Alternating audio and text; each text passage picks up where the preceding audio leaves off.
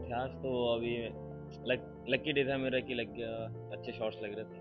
बाकी मेरे इंटेंशन सही रहते हैं, क्रिकेटिंग फील्ड में अपना 100% देने का वो रहता है, तो रिजल्ट तो अपने आप कभी ना कभी आएगा। तो मैं वही कोशिश करता हूँ, या जो दूसरे क्रिकेटर्स को भी यही बोलता हूँ, अपने यंगस्टर्स जो भी मेरी टीम वगैरह में, कि अपने इंटेंशन सही रखो और अपना 100% देते रहो। मैं ये खेल रहा हूँ 2016 में मैंने मेघालय के लिए खेलना शुरू किया था, एज ग्रुप वगैरह थे, और 2019 में मैंने डेब्यू किया था मेघालय के लिए सीनियर में। और जो भी क्रिकेट खेल रहे हैं, ऊपर पहुंचना चाहते हैं, ये सब उनके लिए एक ही एडवाइस है कि आप अपना काम करते रहो, ज़्यादा दूसरे के बारे में ना सोचो, और हेड डाउन रह के, हम्बल रह के अपना काम करते रहो, और इंटेंशन सही रखो बस हमेशा। मेरे हाथ में है मेरा काम, मेरा हार्डवर्क, तो मैं वही करने की कोशिश करता रहता हूँ।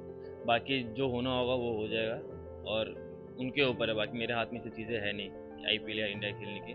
मेरे हाथ में सिर्फ बॉलिंग और बैटिंग करना है।